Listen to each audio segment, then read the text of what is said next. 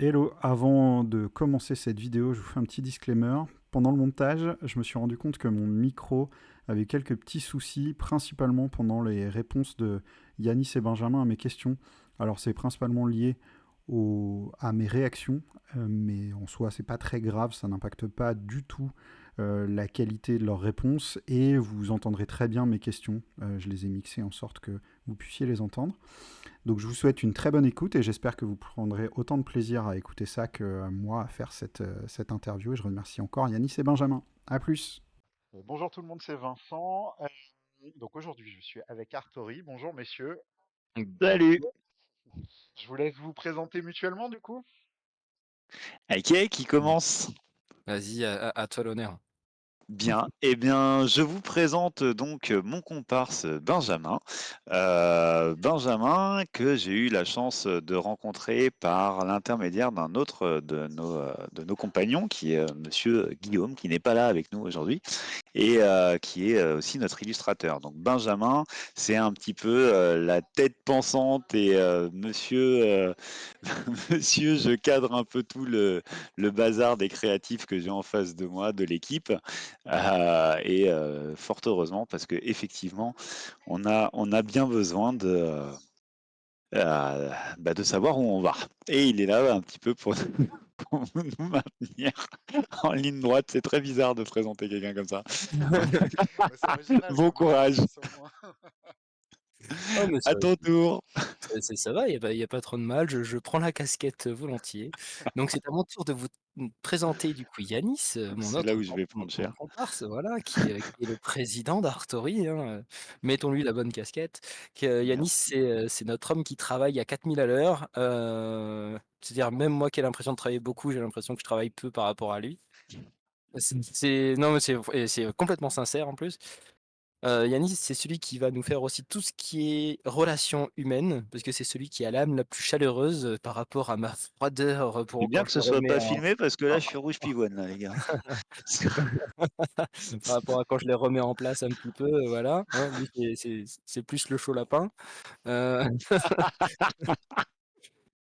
ah ouais, voilà, bah, en fait, on s'est rencontrés du coup un peu par hasard au final tous les 2, mais du coup ça a bien matché et puis avec Guillaume aussi, parce que du coup on est, bah, notamment Yanis et moi tous les 2. On va dire créateur de jeux de société depuis longtemps, même si, on n'en a jamais fait notre métier. C'est-à-dire que moi, je crois que j'ai voulu commencer à créer un truc qui ressemble à un jeu de société, j'avais 14 ans. Donc en fait, c'est Pareil, un peu la 12 c'est ans. un voilà, c'est un peu la volonté d'un coup, voilà, on arrive à un certain âge et on se dit: «Ah et si on concrétisait les choses, quoi?» Et donc on s'est rencontrés à ce moment-là, en fait, donc C'est ça. naturellement, on rame dans le même sens. Et du coup, le destin a bien fait les choses au final. Ouais. Pour l'instant, oui, on verra, hein. C'est 7 Ouais. ans le mariage, c'est ça? Et du coup, c'est quoi vos backgrounds respectifs? Alors Yanis, on en a déjà parlé, mais tu vas pouvoir le réexpliquer.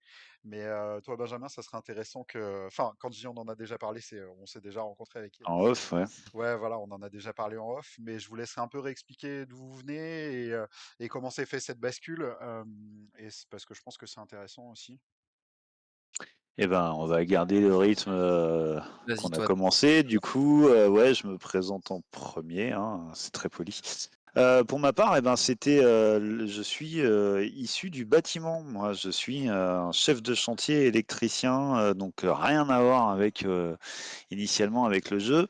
Le petit lien qu'il y a avec le jeu, c'est que je suis surtout le grand frère de ma fratrie. Et c'est moi qui, tout le temps, naturellement, organisais les jeux de la famille, poussais un petit peu tout le monde à sortir les jeux de société ou à faire des jeux ensemble. Voilà. Entre potes, ça a toujours été la même chose. C'est tout le temps moi qui sortais le jeu à tout moment. J'ai été foutu de leur faire faire un col à Maillard à mes 18 ans. Alors, et enfin voilà, des délires comme ça. Et en fait, j'en suis venu aux jeux de société parce que je cherchais à faire une reconversion et je savais pas trop dans quoi. Et bon, bah, et visiblement, c'est très difficile en fait de prendre conscience de son naturel. Et parallèlement, j'avais un premier jeu que j'avais conçu quand j'avais 12 ans à peu près, que je voulais essayer de commercialiser, pousser en avant. Et c'est là que j'ai pris conscience en fait que potentiellement ça pouvait vraiment devenir un métier. Et donc petit à petit, on en est arrivé à la conclusion qu'il fallait faire plutôt éditeur en fait pour pouvoir le sortir nous-mêmes. Mais ça, c'est là où Benjamin va prendre le relais puisque cette décision elle s'est prise en commun en fait. Ah, avant juste qu'on passe à Benjamin, du coup, toi, t'es plus orienté vers quel type de jeu? Enfin, c'est quoi tes types de jeux Moi, je suis préférés? comme il comme il dit, moi je suis un peu un excité de nature, hein. Je suis tout le temps à 200 à l'heure. Moi, mes jeux préférés, c'était la bataille corse quand j'étais gosse. Et en fait, après, il y a eu des Jungle Speed, des Double. Là, dernièrement, j'ai découvert Taco Cheesebook Pizza, je crois. C'est comme ça qu'il s'appelle, si je dis pas de bêtises. Taco Shackbook Cheese Pizza, ouais. Non, ça me dit Qui rien. est bah, un jeu, c'est tellement simple et tellement bête à la fois et tellement parfait. Enfin, moi, c'est le genre de truc qui me fait vraiment juste marrer et il n'y a pas besoin de plus, quoi. Donc, c'est un peu ça ma cam. Après, en jeu un peu plus poussé, j'aime bien ce qui va être un peu gestion de ressources, mais pas en expert spécialement. Un jeu comme que j'aime beaucoup dans le genre, c'est l'Imaginarium, par exemple. Euh, mais voilà, moi je suis plus type familial, ambiance. Euh, Un peu ces joueurs qui éclatent les doigts des autres joueurs, quoi. Ouais. Bah, je suis tellement rapide qu'en général c'est plutôt eux qui se font mal sur mes doigts, mais ça c'est pas pareil. C'est pas... Ouais, ça c'est la bonne excuse. On est un à la maison aussi qui est un peu comme ça et qui dit ouais, mais c'est parce que t'as été trop lent, tu vois. Ouais, ouais. On te reconnaîtra. Bref, bah merci en tout cas. Et Benjamin, du coup, toi, ton passé et puis ton type de jeu, comment t'en es venu là, etc.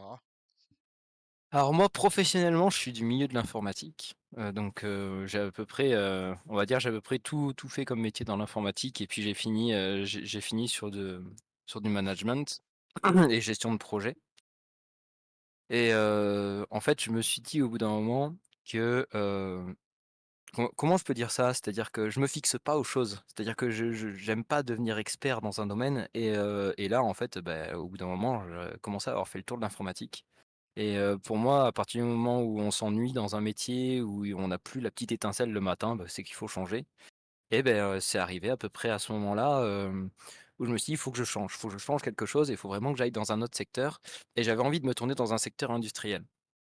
Et j'avais une deuxième vision, c'était que, petit à petit, enfin, j'ai toujours «rêvé» entre guillemets, monter ma propre boîte comme je dis souvent, pour obtenir tous les succès, mais avoir tous les risques et avoir tous les problèmes aussi, enfin, être responsable de tout, quoi et bien tout comprendre et du coup, ça, c'est arrivé un peu au même moment, ça m'est revenu, je me suis dit: «Bon, j'ai envie de monter quelque chose, j'ai envie que ce soit dans l'industrie» et Et c'est là, en fait, que Guillaume m'a dit, «Tiens, mais j'ai une réunion, je commence à rejoindre un groupe autour des jeux de société». Moi, ça fait une étincelle à l'intérieur de mon cerveau. Je dis: «Mais présente-moi tout de suite, quoi, je veux en être, quoi». Parce que moi aussi, j'ai des jeux de société qui traînent là dans mes placards et que j'aimerais bien développer et ça peut être bien et donc du coup, on a fait une ou 2 réunions et par rapport à ce que disait Yanis tout à l'heure que j'allais conclure, c'est qu'en fait, dans les premières réunions qu'on a eues, où on était 4 à la base. On a posé le décor en se disant: «Bon, on va se prendre du temps». Donc ça, c'était non, il y a combien de temps? C'était il y a plus de 2 ans, je crois?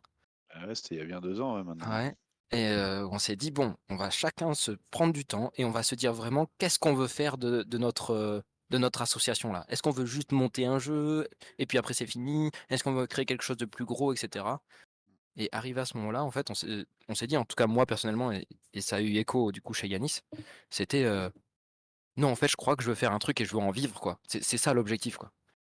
Et je veux que les jeux que j'ai dans mes tripes et cetera et les idées que j'ai dans mes tripes que je retiens parce que je suis au boulot tout le temps donc j'ai pas le temps, je veux que ça sorte et je veux pouvoir en faire quelque chose et donc du coup, je veux pouvoir en vivre. C'est à peu près ça le comme je ressens moi le début du projet, quoi. Ouais, c'est un Voilà. vrai projet bien établi avec une vraie réflexion derrière. Et En fait, cette réflexion, elle est née d'une sorte de conclusion logique. C'est-à-dire qu'au départ, on voulait simplement pousser le premier jeu que j'avais fabriqué et développé, etc. Mais on s'est très vite rendu compte qu'il s'agissait d'un très gros projet, assez compliqué avec beaucoup d'aspects qu'on maîtrisait pas et qu'il allait falloir maîtriser ces aspects avant. Et donc, on est parti du principe qu'on allait s'exercer un petit peu, peut-être avec d'autres jeux et tout ça. Et en fait, la conclusion logique, c'est, bah, en fait, ce qu'on veut faire, c'est finalement, c'est devenir des éditeurs, quoi. Si on commence à sortir d'autres jeux qui ne sont pas le projet initial et qu'on va devoir créer un carnet d'adresses, trouver machin, etc., bah, finalement, c'est ni plus ni moins que le métier d'éditeur. Donc, c'est ça qu'on veut faire. Et voilà, c'est parti. Au départ, on s'est dit, bon, bah, on vend notre jeu. En fait, on en fait un métier, quoi. Ok. Bah, c'est un beau projet, Dave. Mmh. Ah ouais, et puis du coup, Ouais, il y a des ailes qui nous poussent, alors du coup l'ambition elle est beaucoup plus grande. Je sais pas si ouais, on c'est en ça. je sais pas si j'en parle tout de suite ou si on en parle après, tu me dis, Non, non, non. De quoi? Parce que les ambitions, elles sont. Ouais, mais, oula, il y en a plein.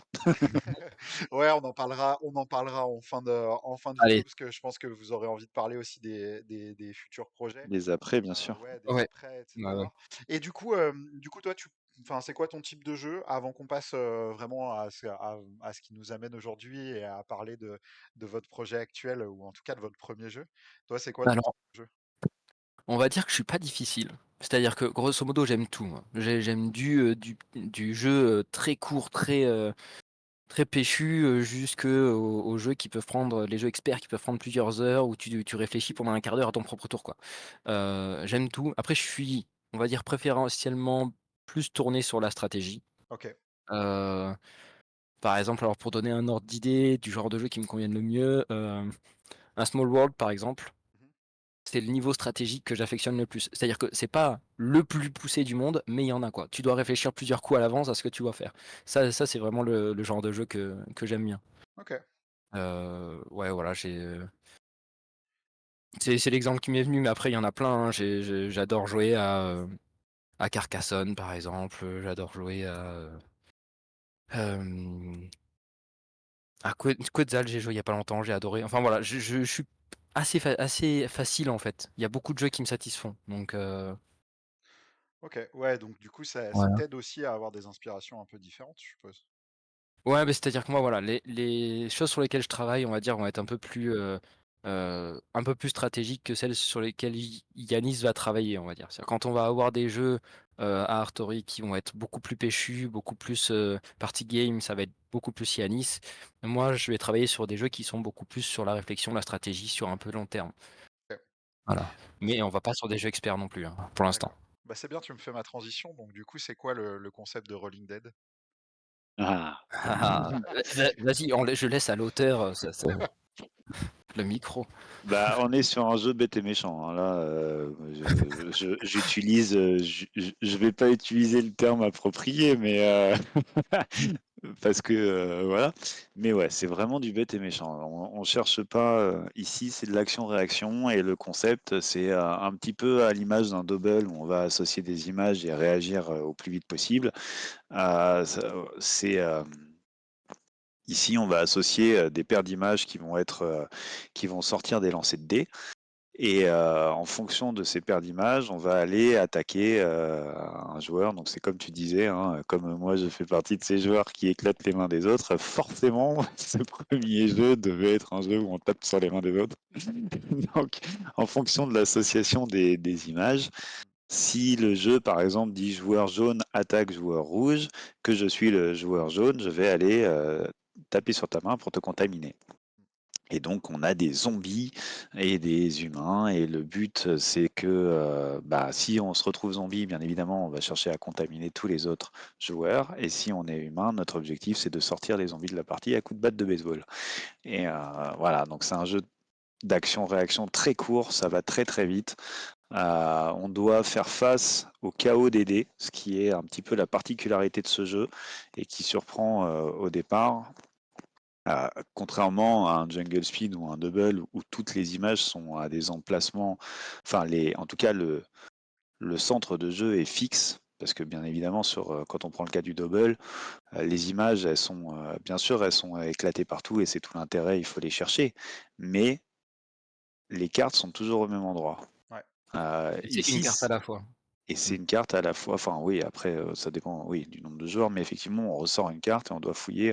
Notre attention est focus à un seul endroit en fait, ce qui est un peu aussi le cas avec un Jungle Speed. et la plupart des jeux à réaction. Hmm. Là, c'est pas le cas. Ici, vous lancez les dés et les dés, ils s'éparpillent partout.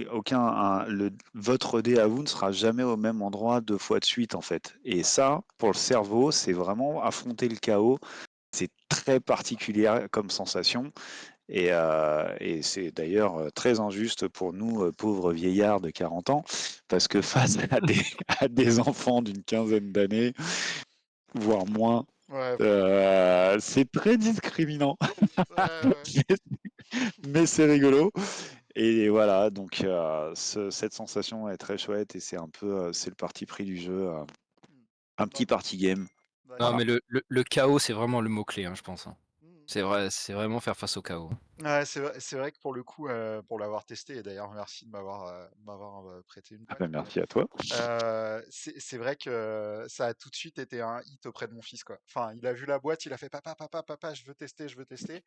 Et comme je t'ai dit, Yanis, on l'a testé à deux tellement il était pressé de le tester, il voulait même pas attendre, etc. Je lui ai dit à deux, ça n'a pas vraiment d'intérêt, mais ça se joue quand même, tu vois. Et en fait, je pense que plus tu montes en nombre de joueurs, plus c'est Ouais, marrant, c'est tu vois. ça. Mais C'est à deux, Ouais, exactement ça. à à deux, c'est 5-6, franchement, je recommande ouais, tester 5-6, quoi. ouais, C'est 5-6 avec toutes les règles, on le dit souvent, c'est quand tu es dans le niveau de difficulté final, on n'a pas parlé encore des niveaux de difficulté, mais à 6, même quand tu as fait plusieurs centaines de parties comme nous, c'est pas possible. C'est pas ouais. possible à tout moment. C'est compliqué, hein. Enfin, ça va Ouais. vite. T'as toujours des C'est joueurs qui sont ultra rapides et démoralisants. Je pense qu'il y a un vrai potentiel, comme tu dis, à 6 joueurs. Ça doit être très très drôle. Alors c'est marrant parce que tu as des phases en fait qui sont très très vives et du coup derrière il y a un espèce de débrief, mais enfin qu'est-ce qui se passe? Pourquoi tu as fait ça, machin et tout? Bah ouais parce que là il y avait ça oh! Et en fait souvent c'est des éclats de rire à travers ça parce que cette phase de débrief, même là ça te secoue en fait. Tu te fais: Ouais, «Attends mais c'est fou que je l'ai pas vu quoi» c'est clair. et heu et donc ouais non, on a été assez étonnés. En fait, pour tout te dire, c'est un peu une surprise aussi pour nous, hein. Je m'attendais et le côté fun, il était clairement voulu. C'est vraiment et cet aspect, diriger, avoir un truc, un peu comme le Jungle Speed et encore une fois ou Double, où on a une attention focus sur un seul endroit et on est tous ensemble sur parce que ça crée une forme d'unité qui est très, très forte et qui était importante pour moi. À ce moment où on est tous ensemble concentrés sur un seul point, heu, mais ce que j'avais pas prévu, c'était, cette notion de chaos qui elle crée un rythme très particulier dans le jeu et ça, c'est une très chouette surprise. On est très content parce que c'est hyper bien reçu, en fait. Ah, et puis ça renouvelle un peu les expériences qu'on peut avoir sur ce type de jeu d'habitude, tu vois. Mmh. Ouais, ça aussi, c'était, pour le coup, assez inattendu quand on m'a dit ça et ça, c'est un super compliment, en fait. Ça fait tellement plaisir quand tu entends ça pour la première fois. Tu te dis, «Waouh, pourtant j'ai rien inventé, quoi» et c'est vrai, on n'a rien inventé, c'est juste de l'association d'images, machin, tout, c'est simple, il y a pas grand chose à retenir dans les règles, hein. Il y a 3 associations d'images sur le niveau 1 et 5 au total Mm. quand on arrive au niveau le plus dur et c'est idiot mais quand on te dit: «Bah si, il y a un renouveau derrière ça, mine de rien», bah tu fais, «Bah merci, quoi». Franchement, Ouais. c'est ouf. Ah, en tant que créateur, c'est clair que ça doit faire plaisir, hein.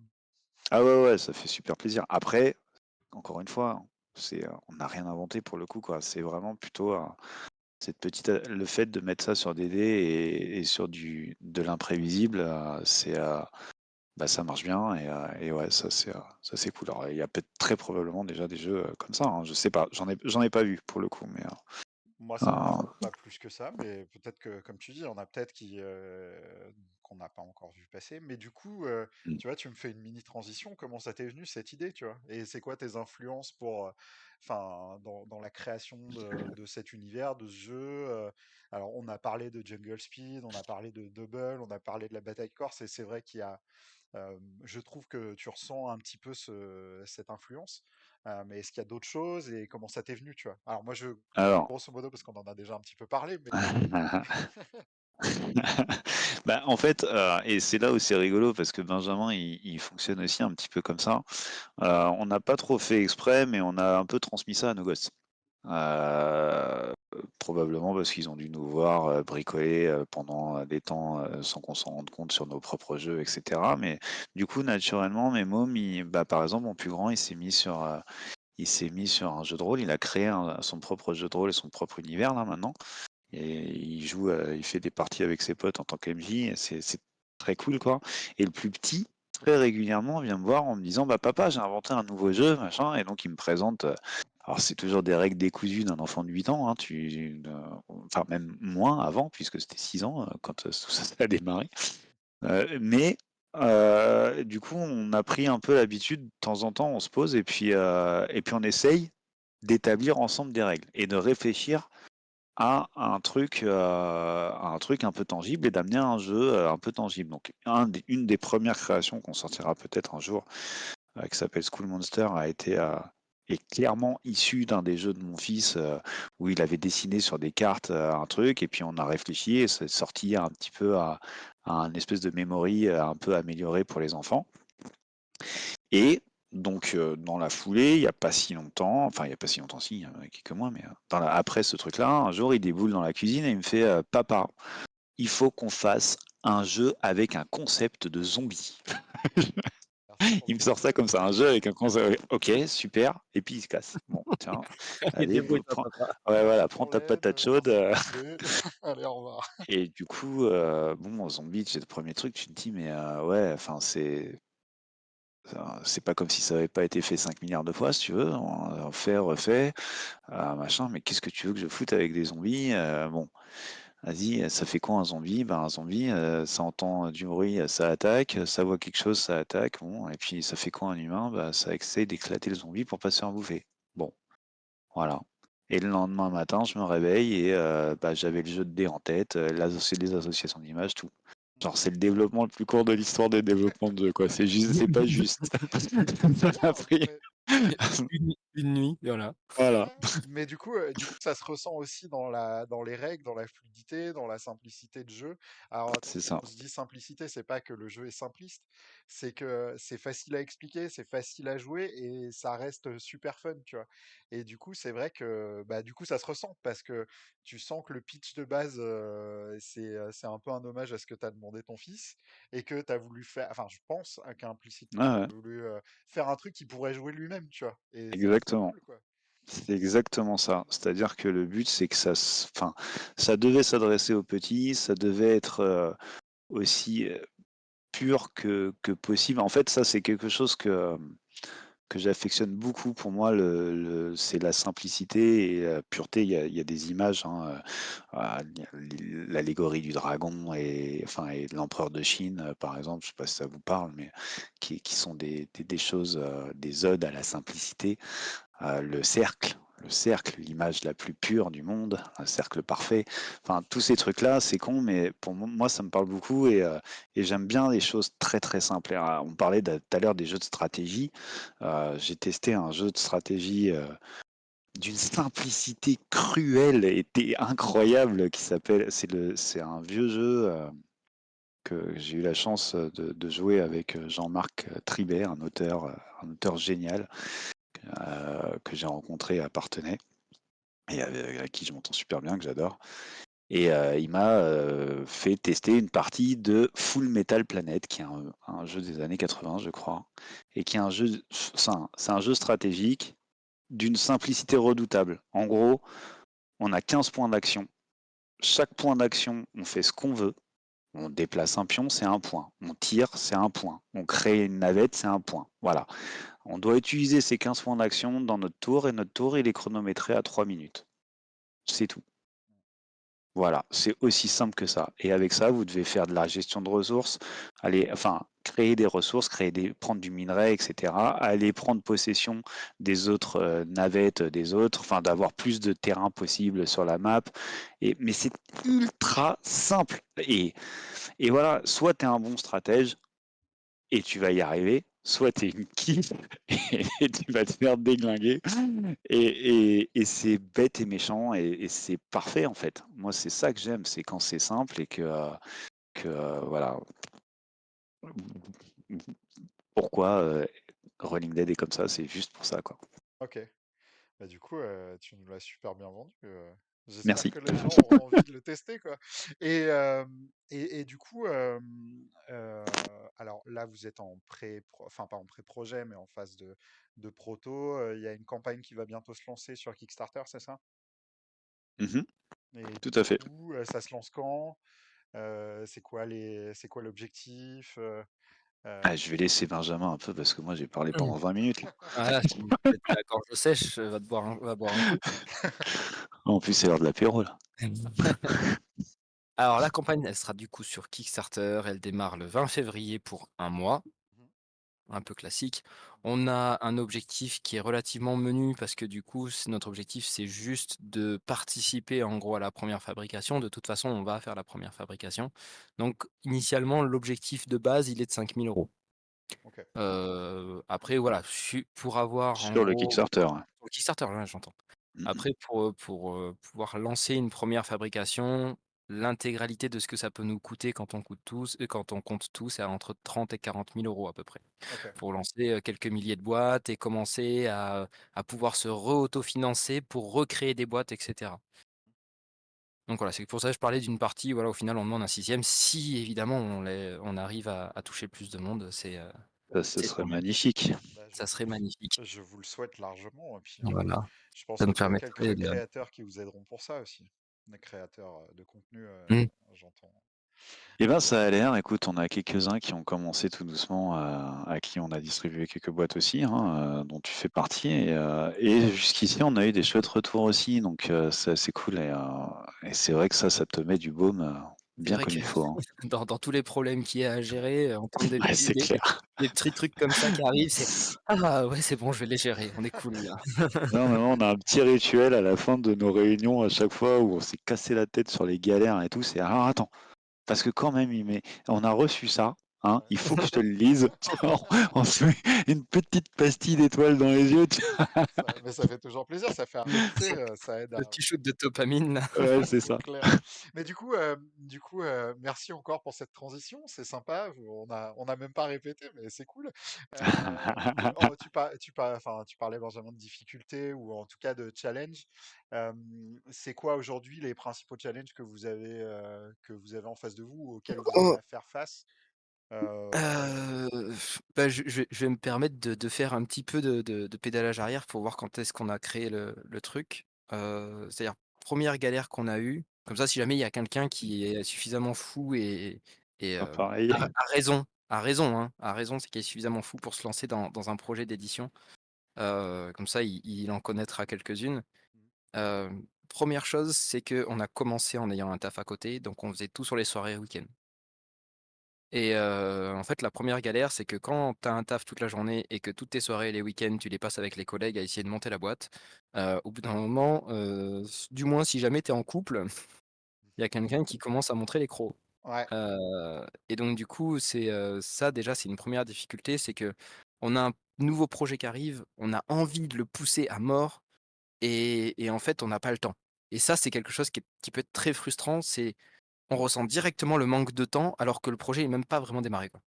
C'est vraiment quelque chose d'assez surprenant. Alors, on essaie de s'organiser dans tous les sens, mais bon, dans tous les cas, ça marche pas, il faut du temps. Après, bon, au final, quand on a commencé à dévoiler Rolling Dead au public, c'était à PEL, là, 2023 et qu'on a vu qu'il y avait des bons retours, quoi, on s'est dit: «Bon, ben, en fait, faut qu'on y aille, quoi», donc on a lâché nos Oui, tafs parce parce que qu'on y croyait. alors déjà, ouais, on a tout lâché, ouais, effectivement, pour tous les deux, on a fait nos démissions pour création d'entreprise, donc ce qui nous a débloqué du temps, mais on a aussi lâché d'autres projets, parce que pendant ce temps-là, on avait bossé sur des projets pleins de jeux. Et en Voilà. fait, une des grosses difficultés qu'on a eues, c'était, mais qu'est-ce qu'on propose? C'est Quel quoi le jeu? premier truc? Voilà, quel sera le premier jeu finalement? Parce que des idées, on en a, mais qu'est-ce qui est plus adapté? Qu'est-ce qui va nous permettre d'apprendre? Parce qu'on a tout à apprendre. Alors, on est tous d'accord, on était tous d'accord au lancement du projet que pour le mieux pour apprendre, c'est de se tromper, c'est d'apprendre, c'est de faire des erreurs, c'est de découvrir des choses, d'essayer des choses. Bon, le problème, c'est que quand tu fais des erreurs, tu dois les retaper tes erreurs. Alors, Et ça, on en a fait une belle, on en a fait plein, notamment. on en a bouffé plein. Alors, on a bien appris, hein. On a bien. Il y en a surtout une là qui pareil, si je veux donner un conseil à quelqu'un qui se lance, un problème qu'on a eu, c'est au niveau du nom Ouais. et de la marque. Hem, C'est-à-dire qu'en fait, au début, on s'appelait pas Artori. Mmh. Au début, on s'appelait Exart.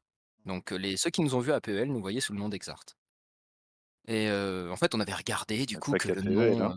ouais, pas que à PEL. PEL, Bruxelles, Parthenay. Bref, heu, on avait regardé à l'époque, avant de choisir ce nom-là, OK, il était dispo, il y avait les noms de domaine, on avait tout quoi. Mmh. Mais faire une réservation au niveau de l'Europe, c'est 1 000 € quoi. Ouais, ouais.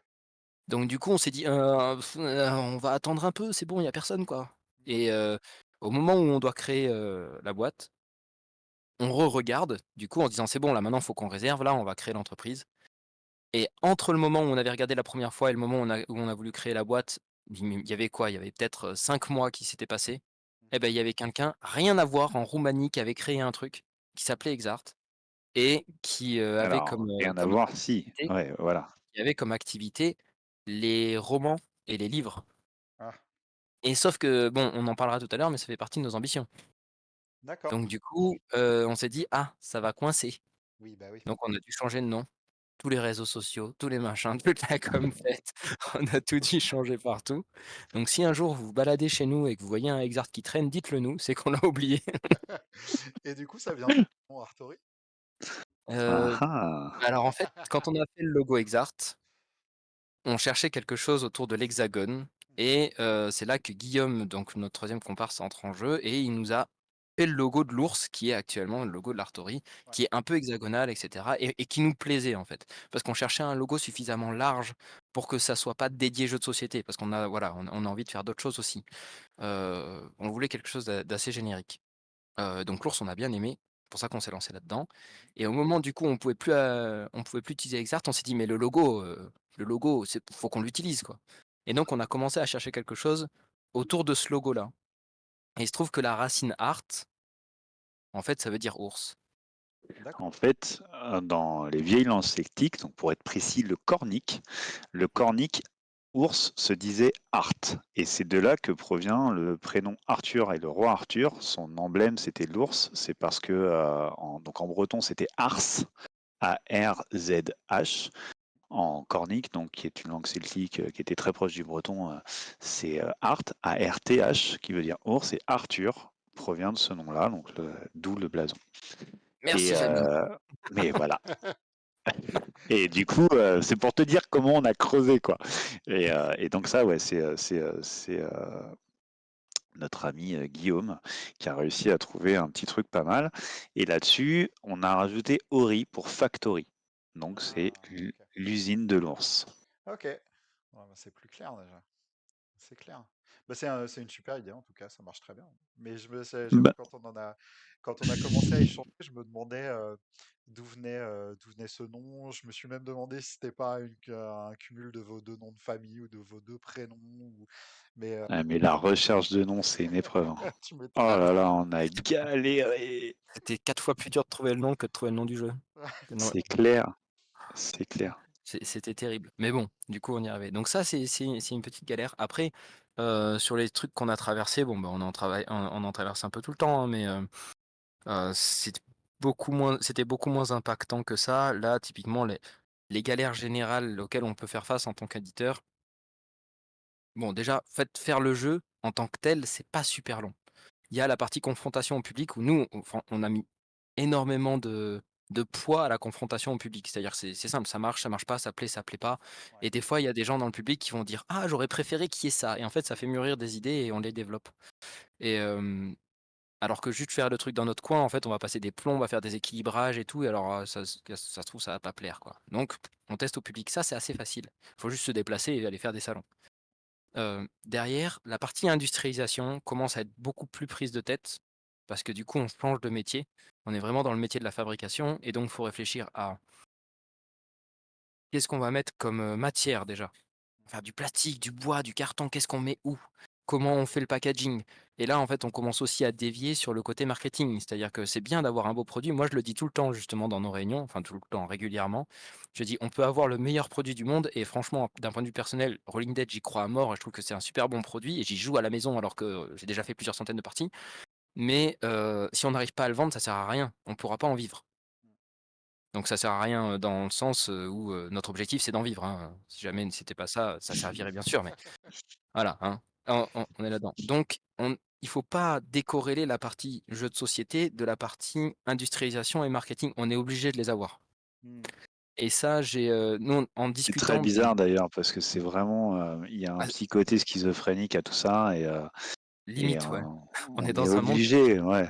On est dans un monde un peu féerique, tout le monde est copain puisqu'on joue, on est dans le ludique, c'est génial, on va dans des conventions, on peut parler à tout le monde librement. Enfin, je trouve que cet univers du jeu de société est super intéressant d'un point de vue professionnel parce que les gens s'entraident, c'est vraiment génial.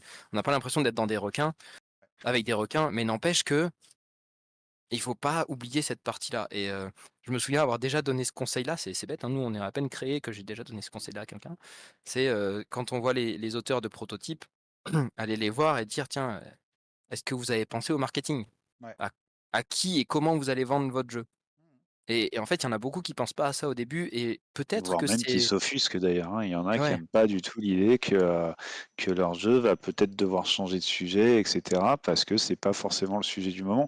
Moi, j'ai un cas, tout bête, hein. J'ai pondu un jeu avec, un jeu de duel ou, un jeu de bluff avec, comme thème, gendarme et voleur, voilà, et le voleur veut voler des banques, le gendarme veut arrêter le voleur. Bon, et il y a des petites mécaniques, notamment le fait de filer des cartes prison, voilà. au voleur, voilà, quand on le chope. Et il y a pas si longtemps, il y a un auteur là qui a divulgué la sortie de son jeu, donc avant moi, hein, bien évidemment, qui est sur le même thème, qui a un petit peu des mécaniques semblables et cetera. Il y a absolument pas de sujet de piquage d'idées, de rien du tout. C'est vraiment, on est, complètement dans le même schéma que ce qui nous est arrivé avec notre nom, quoi. C'est comme ça. C'est souvent une idée apparaît à droite, elle apparaît à gauche en même temps et puis c'est celui qui ira le plus vite et du coup, il faut savoir retourner un peu sa veste et se dire: «Bon, bah, voilà, lui, il a fait le thème des voleurs et gendarmes. Notre jeu, c'est pas le même s'il y a des choses qui se ressemblent, c'est pas le même. Bah, ce sera un chat et une souris. On va changer un peu de thème, on va changer le visuel. Il faut adapter le visuel et les images aux gens qui vont jouer et à notre cible.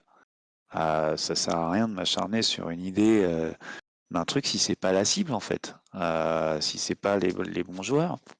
On est sur du bluff, peut-être que si ça se trouve, il faut que je parte plutôt sur quelque chose d'abstrait. Enfin, tout ça, c'est une étude qu'il faut avoir que bien souvent, j'ai croisé pas mal d'auteurs qui étaient très, enfin d'auteurs de proto et qui commencent à se lancer, qui sont très attachés à leur thème et tout, et qui voient peut-être d'un mauvais œil le fait que l'éditeur, il va devoir changer. Mais ça, en fait, bah, on n'a pas trop le choix. Nous, on s'est rendu compte avec nos propres produits qu'on est obligé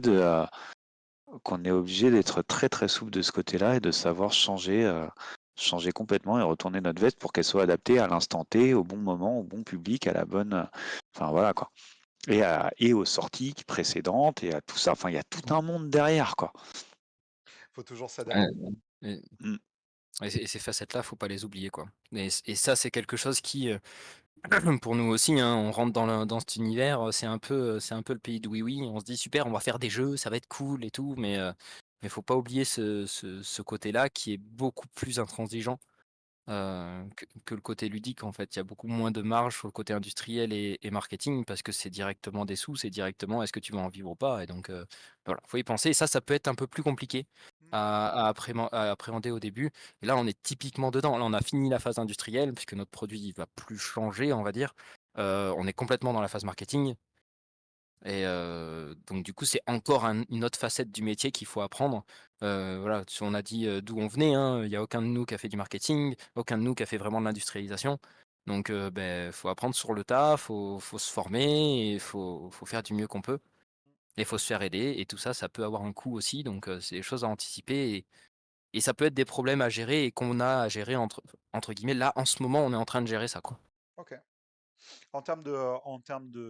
d'ordre de prix, vous savez à peu près à combien vous allez mettre Rolling Dead ou pas? Alors, On n'en avait pas parlé, je crois, Yanis. a Je vais te priori poser la question. a priori, on est parti sur 28 € à Ok, peu près. Ça peut varier un petit peu et puis ça peut varier suivant, si ça va être en direct sur notre site, si ça va être sur une marketplace, sur des trucs comme ça. ok, Mais c'est à peu près l'ordre d'idée. En gros, C'est sur notre site, c'est ça.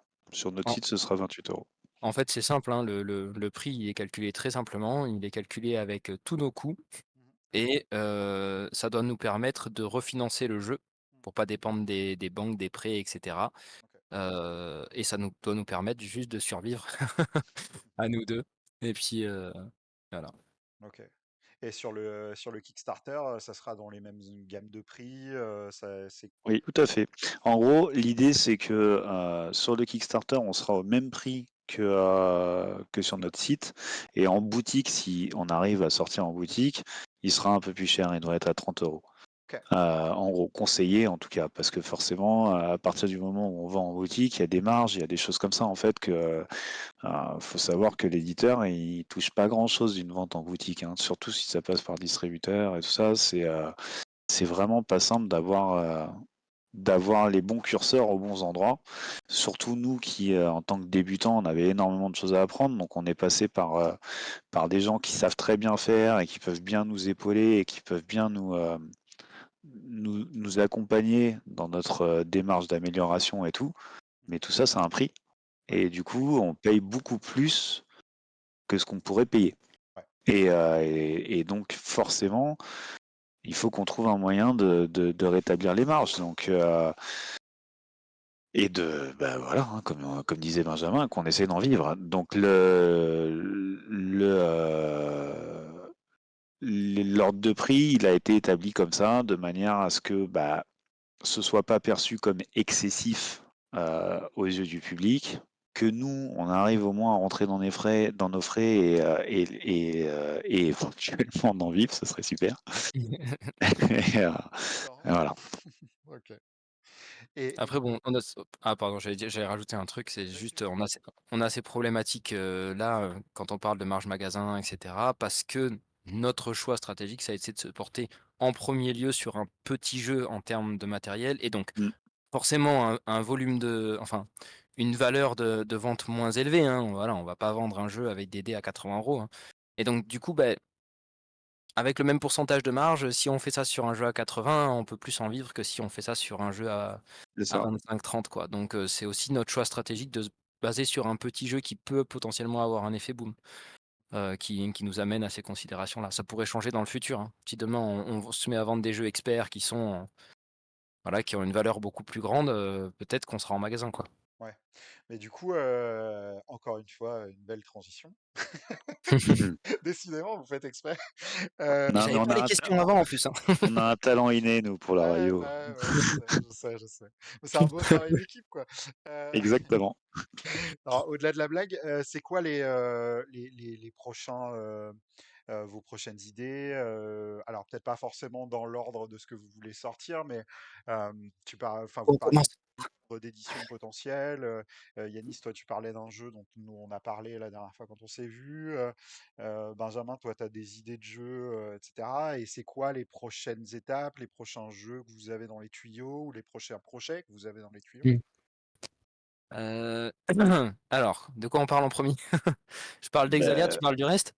alors, attends, déjà, on s'est rendu compte très récemment que il y a un facteur qu'on ne maîtrise pas bien. La prochaine sortie sera directement corrélée avec la réussite ou non de la première. Ouais. C'est-à-dire qu'en fonction de comment va exploser ou pas Rolling Dead, on va être obligé de s'adapter et de trouver un deuxième jeu correspondant à nos budgets et à nos capacités de sortie.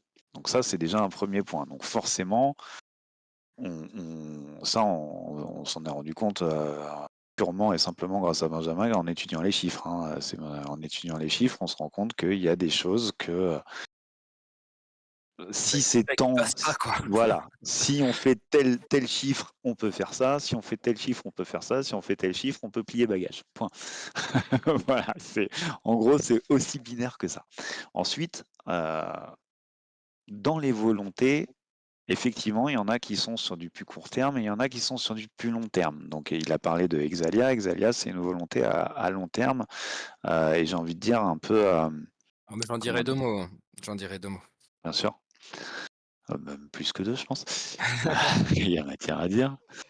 Et mais sinon sur le court terme, et genre tout de suite après Rolling Dead, on a une volonté de travailler justement avec, l'auteur dont je parlais tout à l'heure qui est monsieur Jean-Marc Tribet, heu, sur un jeu, donc qu'il a déjà édité, en tout petit exemplaire, donc qui est trouvable aujourd'hui, qui s'appelle, Shifu Bang, qui est une réédition de, enfin qui est le Shifumi revu à sa façon et j'ai flashé, pour les raisons que je disais tout à l'heure, hein, moi j'aime quand c'est simple et il a fait un bijou, de quintessence du simple.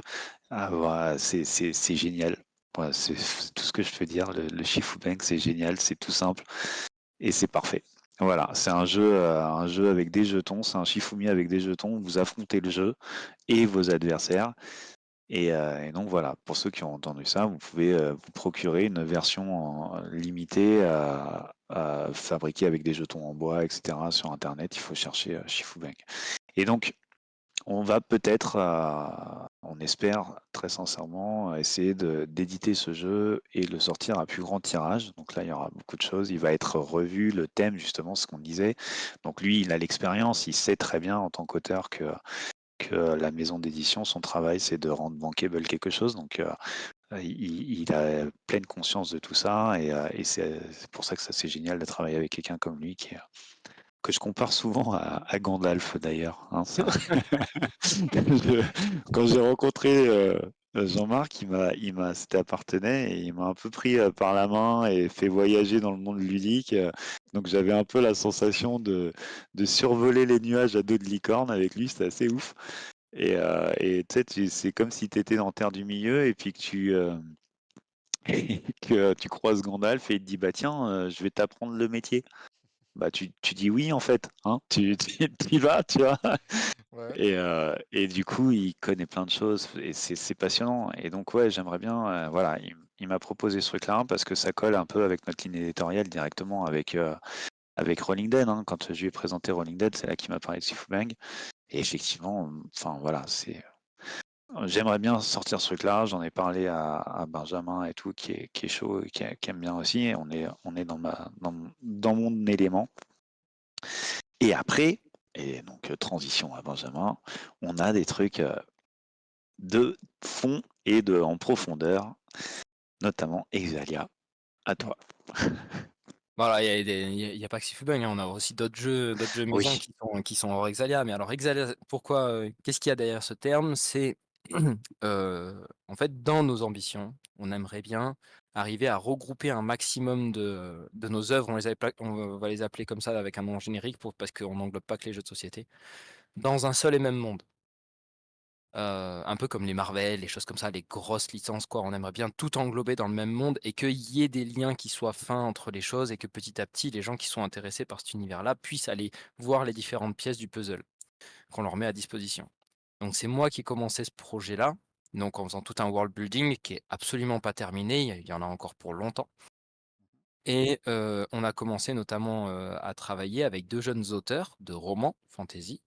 Moi-même j'écris aussi, donc on devrait avoir d'ici quelques années des œuvres type roman fantasy, qui sortent sur ce thème-là Ok. et on a aussi d'autres jeux donc j'ai parlé par exemple que, quand j'avais 14 ans, j'avais commencé à faire un jeu et bah, ce jeu-là justement, le tout premier jeu que j'ai commencé à faire, l'idée c'est qu'il soit adapté et intégré à ce monde d'Exalia et donc ça il y a plusieurs idées de jeux qui sont pas encore développées mais qui pourraient être sur ce même thème Et ça va être des jeux qui sont un peu plus stratégiques. Il y en a de tout type, hein. Il y a des types coopératifs, il y a des types, compétitifs, il y a des jeux un peu plus rapides, un peu plus grands.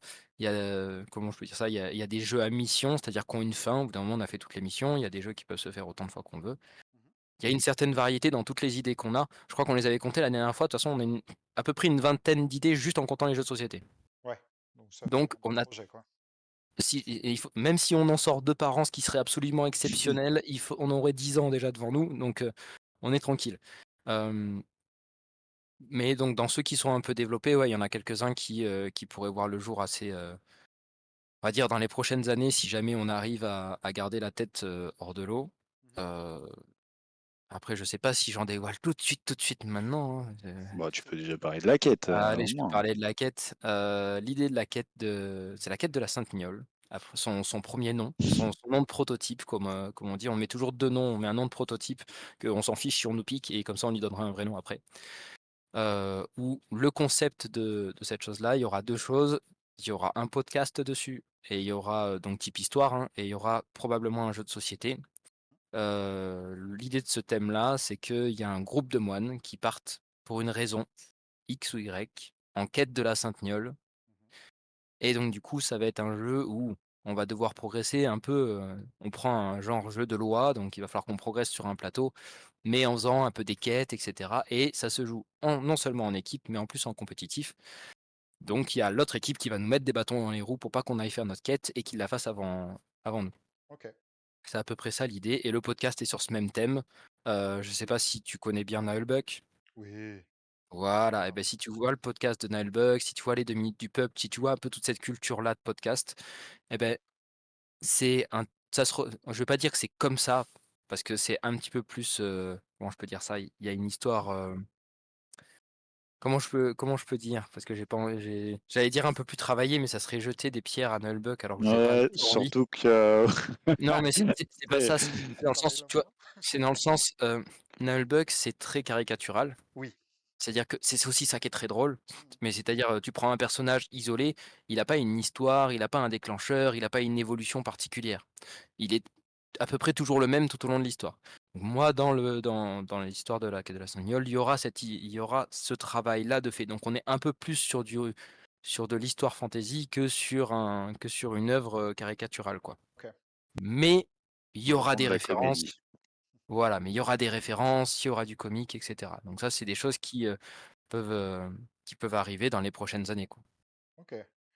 Voilà. Super intéressant comme, Et après, concept et comme, univers. C'est, donc d'ailleurs, s'il y a des auteurs qui nous écoutent et qui ont envie de se lancer dans une histoire, hein, ils peuvent me contacter et qu'on puisse voir ce qu'on peut faire parce que j'ai envie qu'il y ait beaucoup un foisonnement de trucs qui se passent dans ce monde-là. mmh. Moi vraiment je suis le gardien du monde et de la cohérence de ce monde-là, mais l'idée c'est que ce soit d'autres auteurs, que ce soit pas nous qui viennent mettre leur grain à l'intérieur. Et qu'on fasse un partenariat derrière, comme on est aussi maison d'édition, du coup derrière on va éditer leurs livres qui seront dans notre univers, donc en fait tout ça, ça se boucle bien, quoi. Le but, c'est d'essayer de créer une espèce de pépinière ou quelque chose comme ça, pour, avoir des nouveaux auteurs ou ce genre de choses? Ou c'est pas du tout ça, que vous avez Il envie Je y de a l'avais un faire, quoi? peu de ça, C'est ça. indirectement, oui, parce qu'on ouvre la porte justement aux nouveaux talents et tout ça, et nous-mêmes on se lance, donc on a, nous on a beaucoup à apprendre, mais les autres aussi, et je pense que ensemble on va plus loin en fait. Quand on bosse tous ensemble, on va pouvoir tous tirer profit de l'apprentissage les uns des autres. Et puis il y a aussi cette volonté de créer qui est quand même un moteur incroyable qui donne vraiment envie d'avancer, quoi. Donc, sans pour autant chercher à monter un délire ou avoir un aspect associatif ou quoi de pépinière, l'idée c'est plutôt justement d'avoir du renouveau, d'avoir du champ libre, de donner la parole un peu à beaucoup de gens, et voilà quoi, sans trop se prendre la tête. Et Bah, ça marche bien d'ailleurs. en fait, le type de partenariat, si je vais un peu plus loin, typiquement avec les 2 premiers auteurs qui travaillent avec nous, heu, le type de partenariat, il est à peu près simple. C'est-à-dire que moi, je vais faire, on va dire, tout ce qui est gestion de projet et gestion de l'édition et en fait, du soutien psychologique. tout bête parce OK. qu'on en parle pas beaucoup, mais quand on est auteur solitaire, des fois c'est super dur, quoi. L'inspiration, elle vient pas, on est bloqué dans que ce soit pour les jeux de société ou autre chose, hein. On est bloqué dans ce qu'on a envie de faire, on n'arrive pas à générer l'émotion qu'on a envie de générer. Il y a des trucs qui marchent pas et en fait, c'est là qu'on peut tout abandonner parce que c'est trop dur, quoi. Et donc moi, je joue ce rôle-là psychologique aussi, c'est-à-dire qu'on a des entrevues régulières où on parle de l'œuvre, et en fait tout ça, ça génère des idées. Ça fait pas longtemps qu'on travaille ensemble, ça fait quelques mois, mais déjà le nombre de fois incalculable où pendant une réunion qui dure 15-20 minutes, heu, en fait, il y a une idée qui germe à ce moment-là. Il fait: «Mais en fait, c'est ça qu'il faut que je fasse. Là, j'y avais pas pensé avant la réunion, maintenant j'y pense» et que la semaine d'après, en fait, l'idée elle est pondue sur papier. C'est quelque chose qui est importante. Donc là, mon rôle, c'est ça, en fait. OK. Mon rôle, c'est de garder le monde en place et en fait, de faire soutien psychologique et gestion de projet pour que l'auteur puisse vraiment être à 100 sur son œuvre et c'est tout, quoi. Et Dieu, en fait, quoi. Je suis le dieu d'Exalia. D'ailleurs, j'ai pas OK. pensé, d'ailleurs, il va falloir que je crée un dieu qui ait mon nom dans Exalia. Voilà. Ouais, Ouais, bah, Merci pas en, pour grave, cette idée. en toute humilité, hein. En toute humilité, ouais, mais c'est bon, voilà, ça sera de Heu, bonne guerre. d'autres projets que vous aviez en tête ou que vous voulez mettre en avant ou pour l'instant, Bah ouais, oui, on je va, sais que tu on en as va un se projet en déchirer tête. sur Cannes. Voilà, mais Je des vais projets, on en a toute une tonne, hein, on en a toute une tonne. Mais, faut rester terre à terre quand même, comme disait Ouais. Yanis tout à l'heure, c'est-à-dire que, tous ces projets-là dépendent quand même beaucoup du lancement de notre entreprise et qu'on arrive à garder la tête sous l'eau, donc, on peut viser la lune. Au-dessus de l'eau, au-dessus de l'eau. Ouais, Si ouais. on pouvait arrêter de nager encore, on pourra se couler. Ça J'espère que c'est pas un lapsus histoire de révélateur. respirer de temps en temps. Bon voilà, c'est des projets, on en a plein, on a même parlé déjà de faire de l'animation, des trucs comme ça, voilà, plein de trucs, mais voilà, pour rester terre à terre, pour l'instant, c'est à peu près tout, ce qu'on a. Est-ce qu'il y avait autre chose? Je pense pas, hein, je pense qu'en effet, le prochain gros truc, c'est on sera à Cannes, on va Bah, essayer de le se calendrier, c'est ça, c'est le 20 essayer de se déglinguer. février. Donc, 20 février, on sort Running Dead sur le Kickstarter. Et Yes. le 23 février, c'est Cannes. Donc, autant te dire qu'on a la tête dans le guidon, un truc de fou là, hein, et que c'est sport. D'ailleurs, la page Kickstarter n'est pas encore ouverte. Donc, on a beaucoup, beaucoup, beaucoup, beaucoup, beaucoup de travail pour qu'elle soit clean. Ouais. Euh, Mmh. Donc, ouais. Je suis en train de regarder le truc là, je vois 6 février. Putain. Ça passe vite, le mois de février passe très vite. Non, mais ça, vous avez déjà votre proto. Après, la page en soi, elle va venir. Ça, Mmh. y a Non, pas mais de raison. ce sera prêt à temps. C'est juste que le côté, le côté surqualité peut nous toucher un petit peu. C'est-à-dire qu'on a envie de faire du mieux, du mieux, du mieux, du mieux, du mieux, du mieux et donc du coup, des fois, bah, à force de modifier les détails, on est en retard, quoi, Ouais, sur ce ouais, qu'on avait clairement. prévu et donc ouais, du coup, il y a lancement du Kickstarter, on va à Cannes. Mhm. Bon, ensuite, on va rester que sur du Kickstarter jusqu'à fin mars à peu près. Ok. Derrière, on a toute la gestion du Kickstarter qui, on espère, sera, très grande et nombreuse et là, faut imaginer si tout se passe bien que je crois on a dit septembre à peu près, que septembre, on reçoive la première production, qu'on livre les contreparties. Ok. Septembre cette année Mhm. et donc du coup, pour être prêt pour Noël et si absolument tout va bien, comme exactement on l'a dessiné, on pourrait même peut-être, s'intéresser à Cypherpunk pour la fin d'année. Comme c'est un jeu qui est déjà créé, on a moins de choses à faire, si tout se passe bien. Voilà. Ok. Bah, Ah, des beaux projets pour ce début et la fin d'année au final. alors on est booké à 100 là. Ah Je ouais, vais c'est plus, clair. je vais plus entendre parler de vous. Vous allez plus me parler tellement vous allez être la tête dans le guidon. Mais Mais non, mais ça me non, va dans ce c'était sens-là. Tu vois, je préfère que vous soyez trop occupé.